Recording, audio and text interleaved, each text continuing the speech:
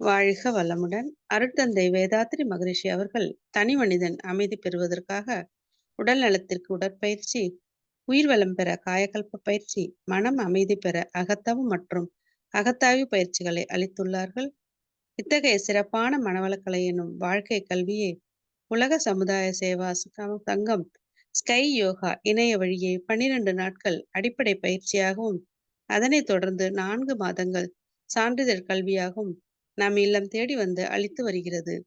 இந்த சிறப்பான செய்தியினை நமது உறவுகளிடமும் நட்புகளிடமும் பகிர்ந்து அனைவரும் உடல் நலத்துடன் ஆரோக்கியமாக அமைதியாக வாழ நம்மால் ஆன சிறு உதவியினை செய்வோம். மகரிஷியின் கனவாம் உலக அமைதிக்கு நம்மால் இயன்ற சிறு தொண்டினை செய்து குருவின் கனவினை நனவாக்குவோம். மேலும் விவரங்களுக்கு kundaliniyoga.edu.in இணையதளத்திற்கு செல்லவும். வாழ்க வளமுடன். தவத்தினை தொடர்ந்து விட்டுக் கொடுத்தல் என்ற தலைப்பில் சிந்தனை விருந்து வழங்க பேராசிரியர் அருள்நிதி ராஜேஸ்வரி குமார் அம்மா அவர்களை அன்புடன் அழைத்து அமர்கிறோம். வாழ்க வளமுடன் அம்மா. வாழ்க வளமுடன்மா. கேக்குதுங்களா? கேக்குதுங்கம்மா. வாழ்க வளமுடன். வாழ்க வளமுடன். வாழ்க வையகம், வாழ்க வையகம், வாழ்க வளமுடன். சிறப்பான ஒரு துரிய தவத்தை வழிநடத்திய பேராசிரியர் அருள்நிதி ரோஜா பாபு அம்மா அவர்கள் வாழ்க வளமுடன். ரோஜா பாபு அம்மா அவர்களும் அவரது அன்பு குடும்பமும் அருட்பேராற்றல் கருணையினால் உடல் நலம், நீலாயுள், நிறை செல்வம், உயர்ப்புகள், மெய்ஞானம் ஓங்கி வாழ்க வளமுடன் என்று குருவின் நினைவில் நின்று வாழ்த்தி மகிழ்கின்றோம். வாழ்க வளமுடன் அம்மா. வாழ்க வளமுடன். வாழ்க வளமுடன்மா. எவர் ஒருவர் குருவை மதித்து ஒழுகினாலும் தப்பாது குரு உயர்வு மதிப்போர் தம்மை தரத்தில் உயர்த்தி பிறவி பயனை நல்கும். வாழ்க வளமுடன். இன்னைக்கு நம்ம சுவாமிஜியோட ஒரு தலைப்பு விட்டு கொடுத்தல் என்ற தலைப்புல நம்ம கொஞ்ச நேரம் சிந்திக்கலாம். சுவாமிஜி இந்த தலைப்பு கொடுத்திருப்பாங்க நம்மளுக்கு. குடும்ப அமைதியில விட்டு கொடுத்தல், தியாகம், சகிப்புத்தன்மைன்னு 3 இது கொடுத்திருப்பாங்க. அதுல நம்ம இன்னைக்கு விட்டு கொடுத்தலை பத்தி கொஞ்சம் சிந்திக்கலாம். அதாவது வாழ்க்கையில வெற்றி பெற வேணும். பிறர் கூறும் குறைகளை நம்ம பெருசுபடுத்தக்கூடாது. பெருசுபடுத்தாம போனாதான் பிறரின் முன்னால் நம்ம இப்படித்தான் வாழணும்னு சொல்லிட்டு நம்ம இந்த பிறப்பு எடுக்கல இல்லையா? அதை முதல்ல நம்ம புரிஞ்சுக்கணும். அப்ப நம்மிடம் இருக்கின்ற மாபெரும் சக்தியை உணர்ந்து இந்த வாழ்விலோட உச்சத்தை தொடுவதற்கு நமக்குன்னு ஒரு அடையாளத்தை உருவாக்கி உயர்வு காண்பதற்கு தான் நமக்கு இந்த பிறவி கிடைச்சிருக்கு. அந்த புரிதலை, அந்த ஆழமான புரிதல் நமக்கு இருந்தா நம்ம எல்லாத்துலயுமே நம்ம சாதிக்க முடியும். அப்ப வாழ்வில் எல்லா அம்சங்களுமே வாய்ப்பாக அமைஞ்சு விடுறதில்ல. நம்மை நாமே உணர்ந்து இந்த வாழ்வோட போராட்டத்தை வெல்லவும் புதிய வழிகளை உருவாக்கவும் எப்போதும் நாம தயாரா இருக்கணும்.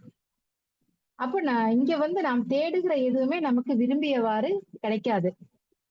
அதுவே நம்ம தேடாம கிடைப்பதுதான் நம்ம விரும்பியவாறு இருக்கும் என்பதை புரிந்துகிட்டு வருவது வரட்டும், போவது போகட்டும் என்று எதையும் எதிர்பாராம நம்ம வாழ கத்துக்கணும். இங்கு எல்லாருமே குறையுடைய மனிதர்கள் தான். அதாவது சிந்திக்காத வாழ்க்கை சிகரம் தொடாது.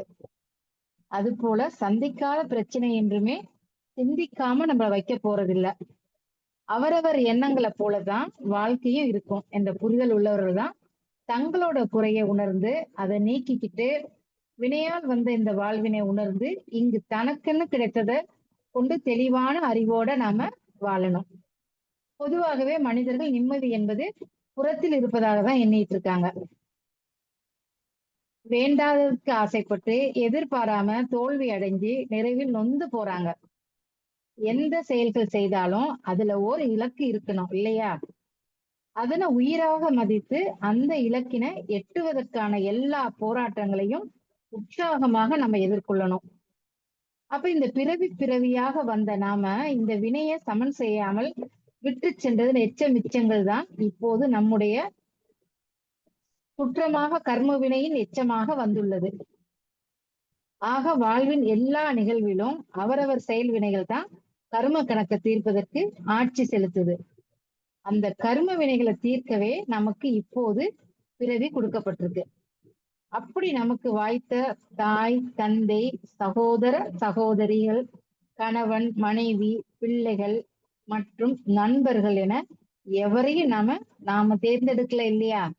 எதையாவது நம்ம தேர்ந்தெடுக்கமா? நம்மளுக்கு ஏத்த அப்பா அம்மாவும் இவங்கதான், நம்மளோட லைஃப் பார்ட்னர் இவங்கதான், நம்மளோட அக்கா தங்கச்சி இவங்கதான், நம்மளோட உறவுகள் இப்படிதான். நம்ம எதையாவது தேர்ந்தெடுத்தோமா? இல்லையே. எல்லாமே இங்க நம்மளுக்கு ஏற்கனவே முன்னாடியே தீர்மானிக்கப்பட்டதுதான்.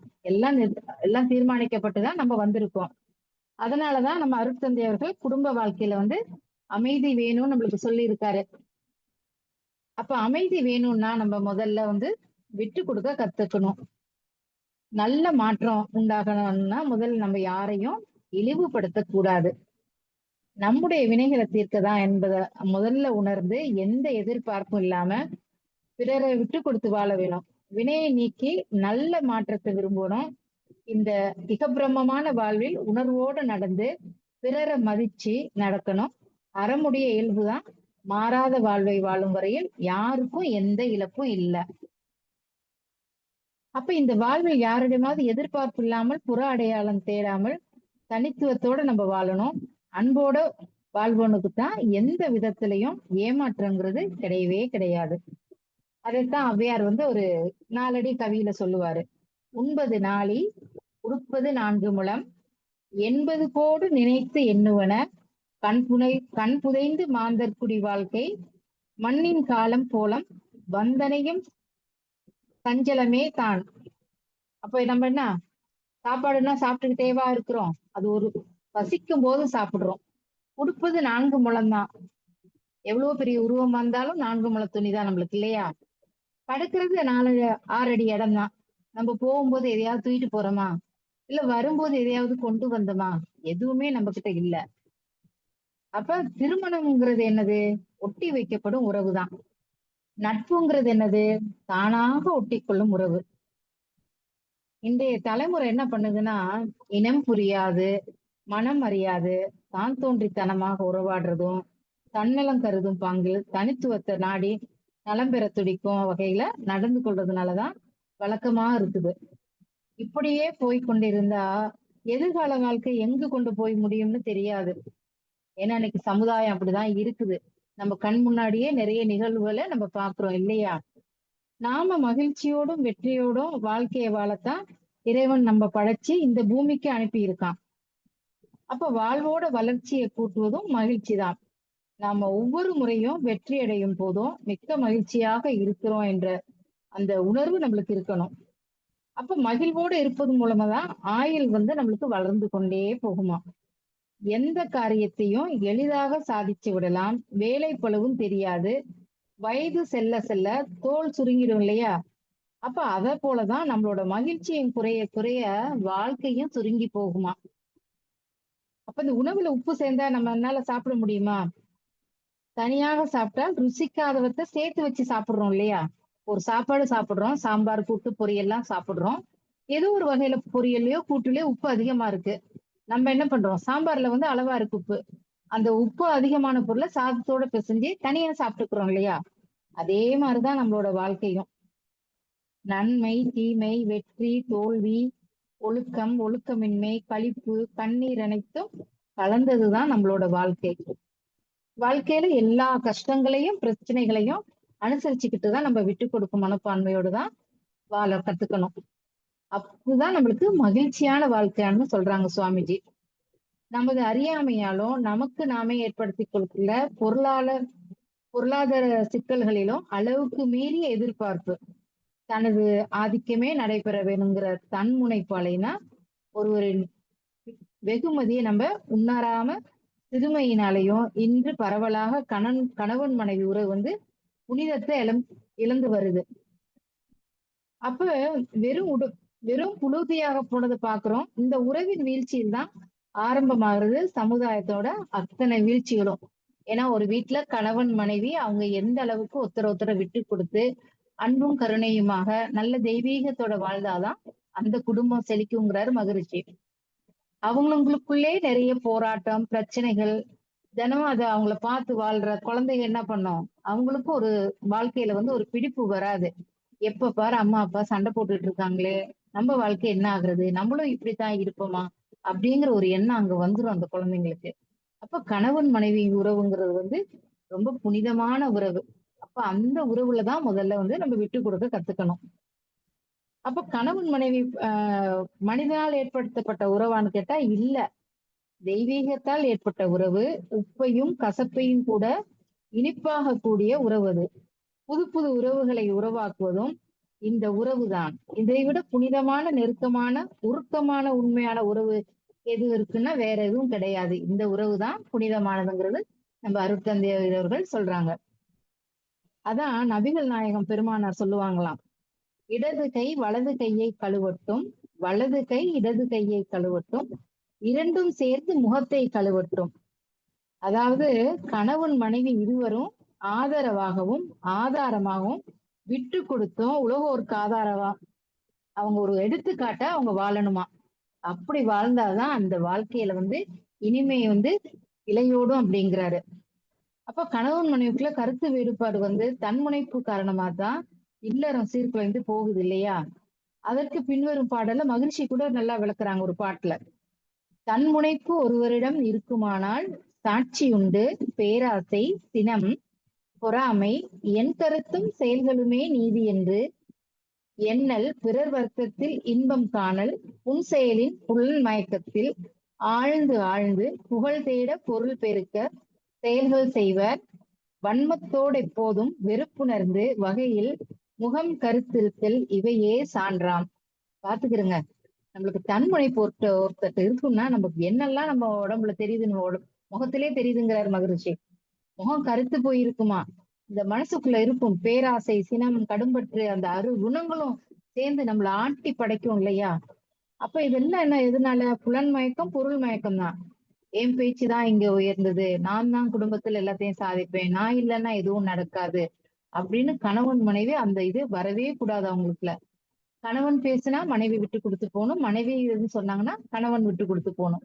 ரெண்டு பேரும் ஒருத்தருக்கு ஒருத்தர் விட்டு கொடுத்து போனாதான் அந்த குடும்பம் பார்க்கவும் அழகா இருக்கும், அமைதியா இருக்கும். அங்க வாழ்ற குழந்தைங்களும் நல்ல மனநிலையில இருப்பாங்க. ஏன்னா பெற்றோர் தானே எல்லாத்துக்கும் முன்னுதாரணமா இருக்காங்க.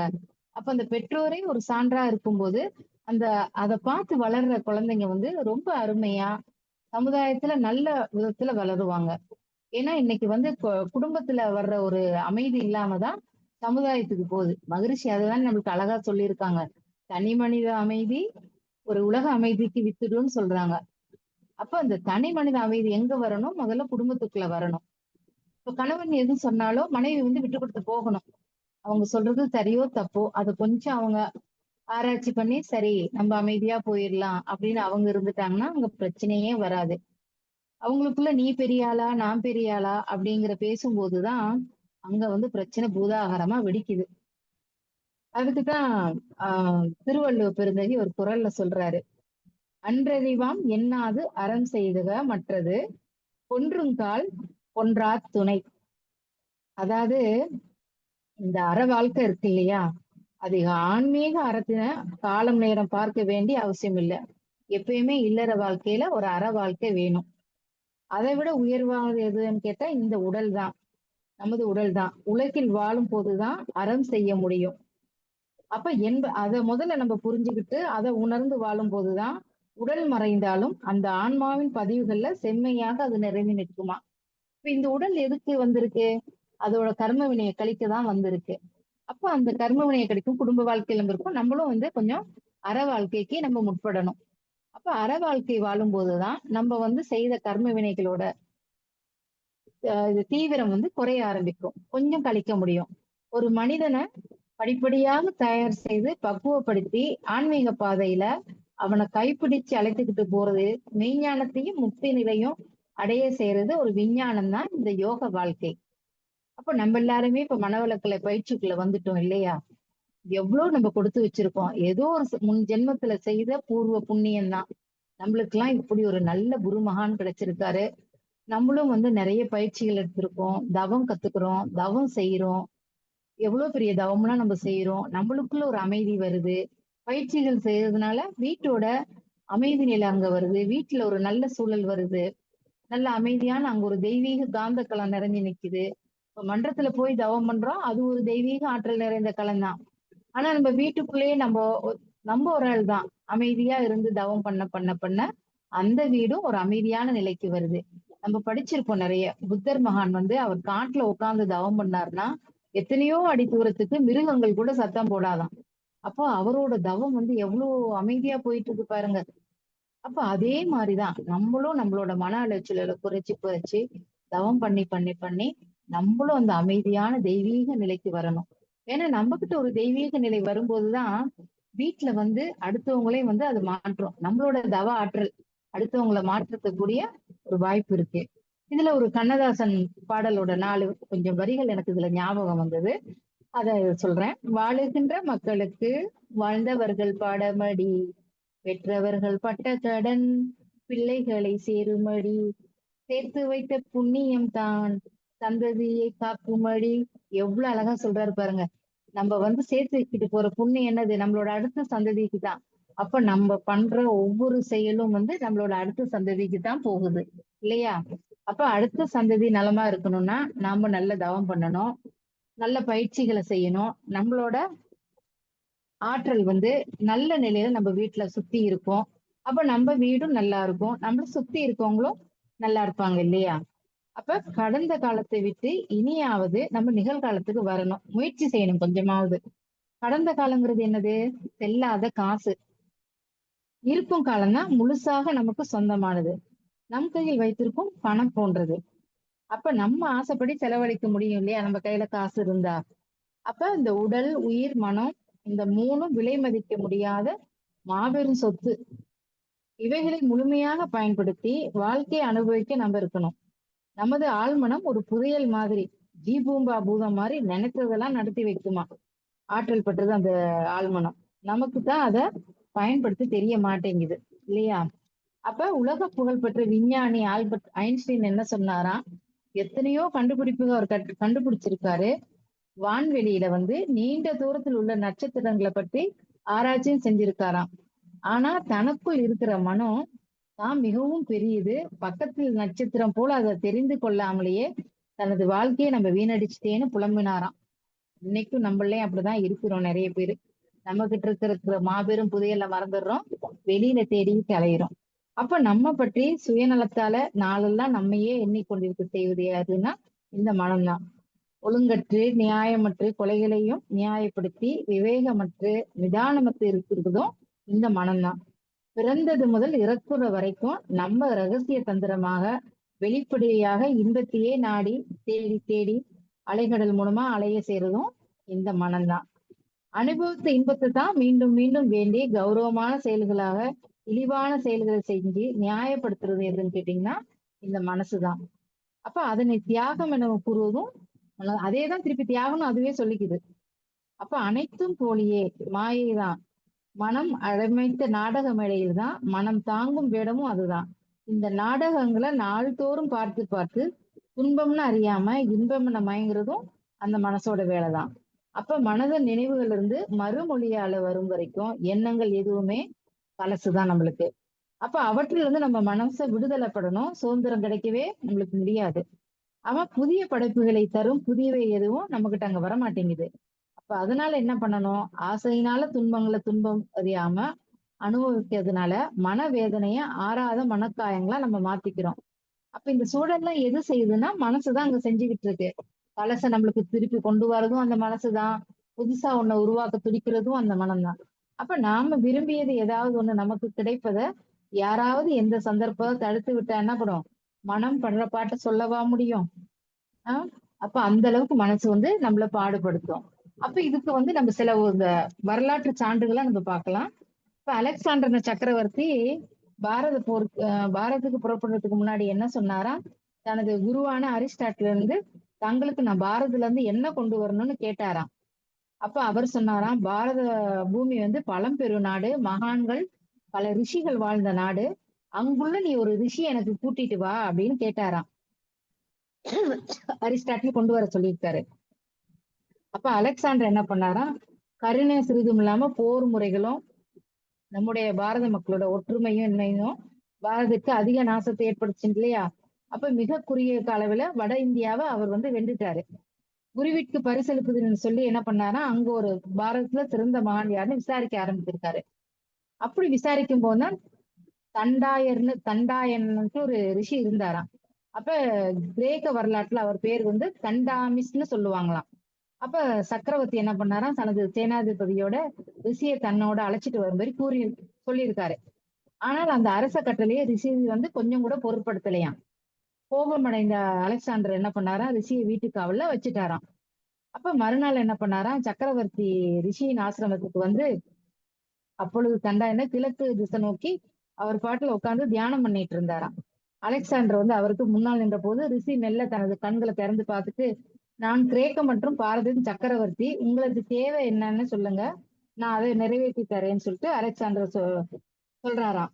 புன்னகையோட அதை பார்த்த ரிஷி என்ன சொன்னாரா, நீ சூரிய ஒளியை மறைச்சுக்கிட்டு நிக்கிறியே, சற்றே விலகி நில்லு என்ன போது அலெக்சாண்டருக்கு ரொம்ப கோவம் வந்துருச்சான். என்னது இவ்வளவு மதிப்பில்லாம நம்மள இப்படி பேசுறாரு அப்படின்னு சொல்லிட்டு என்ன பண்ணாராம், தனது உரையில இருந்து ஒரு வாளை உருவி, ஏ கிழவா என்ன திமிரா பேசுறியா, நான் உன் தலையை வெட்ட போறேன் அப்படின்னாராம். அப்ப கூட இந்த ரிஷி என்ன சொன்னாராம், சிறிது கூட அவங்க பயப்படலையாம். அமைதியான குரல்ல, உன்னால இந்த உடலை தான் அழிக்க முடியும், என் தலையை நீ வெட்டினா அது நிலத்தில் கிடந்து உருள்வதை நீ பார்ப்பது போல நானும் பார்த்து கொண்டிருப்பேன். ஆனா என்ன நீ எனக்குள்ள இருக்க நானை நீ அழிக்க முடியுமா அப்படின்னு அவர் கேட்டாராம். அப்ப இந்த நிலையற்ற உடல் அழியும் போது ஒரு நாளும் அழியாத சைதன்ய வடிவம் தான் நம்ம உணர்ந்தவங்கள அனுபவிப்பவங்க தான் இந்த ரிஷிகள் வந்து. அப்ப நாட்டை ஆளும் சக்கரவர்த்தி அனைத்தையும் திறந்து பிச்சாந்தேகியாக நடமாடு வருவதும் இருவரில் சிறந்தவர் யார் என்பதை புரிய வைத்ததுதான் புத்தர் தனது தந்தைக்கு புரிய வச்சார் இல்லையா. அப்ப அலெக்சாண்டர் என்ன பண்ணாரா, 33 வயசுலே சிறு குழந்தையை போல அழுதே அவர் இறந்து போயிட்டாரு. அப்ப இந்த பாரத பூமி என்ன சொல்லுது, ஆத்ம செல்வத்தை பெற்ற சாதுக்களோட நாடாதான் இது இருக்குது. உயிர் வாழ்வதற்கு போதுமான அளவு மட்டும் அவர்கள் பிச்சையாக யாசித்து விட்டு போயிருக்காங்க. கேட்பதற்கு முன்னே தேவையானதெல்லாம் நம்மளுக்கு கிடைக்குது இல்லையா. அப்ப இந்த ரிஷி தண்டாயனை போல புத்தரை போலவும் அளவற்ற ஆத்ம செல்வத்தோடையும் தீர்வதுதான் உலகியல் பொறுப்பை மீது எந்த பற்றும் நம்மளுக்கு வர்றதில்ல. உண்மையான சுதந்திரம் வந்து அவங்களுக்கு கிடைக்குது. அப்ப அதே மாதிரிதான் நம்மளோட வாழ்க்கையிலையும் ஒவ்வொரு சனத்தையும் நம்ம வந்து விட்டு கொடுத்து போகணும். இப்ப இந்த கதை வந்து நம்மளுக்கு என்ன உணர்த்துதுன்னா, நம்ம மனசு எந்த அளவுக்கு அமைதியான நிலைக்கு போகுதோ அந்த அளவுக்கு வந்து நம்மளோட செயல்கள் வந்து ஒழுங்காக இருக்கும். அப்ப அததான் இந்த கதை வந்து நம்மளுக்கு உணர்த்துது. அப்ப அதே மாதிரிதான் நம்மளும் விட்டு கொடுக்கறதுனால கெட்டு போறது இல்ல. நம்ம எந்த அளவுக்கு வாழ்க்கையில எல்லா சந்தர்ப்பத்திலையும் நம்மளுக்கு என்ன வேணுமோ அதை மட்டும் எடுத்துக்கிட்டு மத்ததை நம்ம வந்து விட்டு கொடுத்து போகலாம். அப்படி வாழும் போதுதான் நம்மளோட வாழ்க்கையே நிறைவாக இருக்கும். அடுத்தவங்களையும் நம்ம வந்து திருப்தியா வச்சுக்க முடியும். அப்ப அதுக்குதான் நம்மளுக்கு வந்து குரு மகான் வந்து நிறைய பயிற்சிகள் நம்மளுக்கு கொடுத்திருக்காரு. தினமும் உடற்பயிற்சி, காயகல்ப பயிற்சி, அகத்தவம், அகத்தாய்வு, இதெல்லாம் எவ்வளவு அருமையா நம்மளுக்கு வடிவமைச்சு கொடுத்திருக்காரு பாருங்க. எல்லாமே எளிய முறைன்னு தான் கொடுத்திருக்காரு. ஆனா எதுவுமே நம்ம பயிற்சி பண்ண பண்ண பண்ண இன்னும் நம்மள வந்து பயிற்சிக்குள்ள உள்ளதான் இழுத்துக்கிட்டு போகுது. ஏன்னா அந்த அளவுக்கு அந்த பயிற்சியோட ஆழம் இருக்குது. ஒவ்வொரு பயிற்சிகளும் ஒவ்வொரு மணி முத்துக்கள் தான். இப்ப எப்படி முத்துக்களை ஒன்னா கோர்த்தா ஒரு மாலையா உருவாகுதோ அதே மாதிரிதான் நம்மளோட மகிழ்ச்சியோட பயிற்சிகள் அத்தனையும். ஏன்னா அத்தனை பயிற்சியும் வந்து அத்தனை அற்புதங்களை நம்மளுக்கு கொடுக்குது. எல்லா பயிற்சியுமே அப்படிதான் வடிவமைச்சு கொடுத்திருக்காரு. ஆனா நம்ம என்ன பண்றோம், ஒரு நொண்டி சாக்க வச்சுக்கிறோம், நேரம் இல்ல, அந்த வேலை இருக்கு இந்த வேலை இருக்குன்னு சொல்லிட்டு எதையாவது ஒண்ணு சாக்கு போக்கு சொல்லி நம்ம பயிற்சிகளை வந்து முறையா செய்ய தவறிடுறோம்.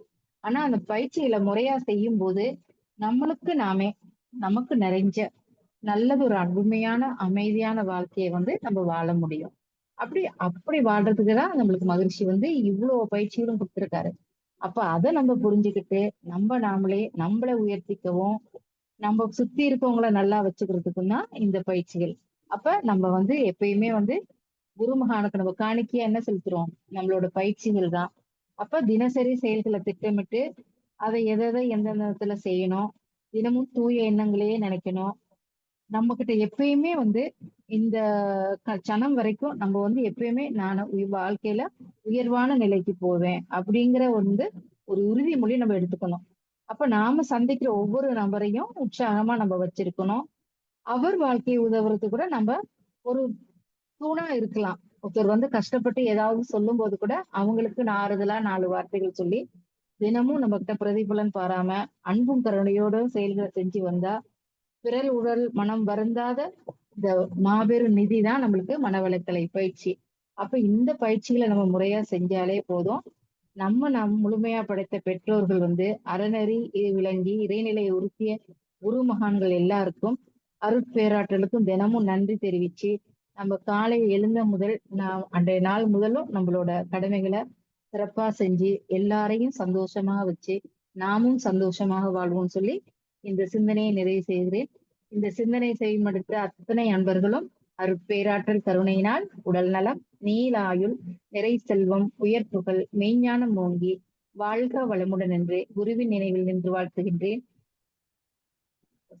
சிந்தனை சிறப்பாக இருந்தால் அத்தனைக்கும் குருமகானுக்கே சமர்ப்பணம். சிந்தனையில் ஏதும் குறை இருந்தால் அடியேன் ஏற்றுக்கொள்கிறேன் என்று சொல்லி சிந்தனையை நிறைவு செய்கிறேன். வாய்ப்பு வழங்கிய அத்தனை நல்லுள்ளங்களுக்கும் நன்றி பாராட்டி விடைபெறுகிறேன். வாழ்க வளமுடன். வாழ்க வளமுடன்.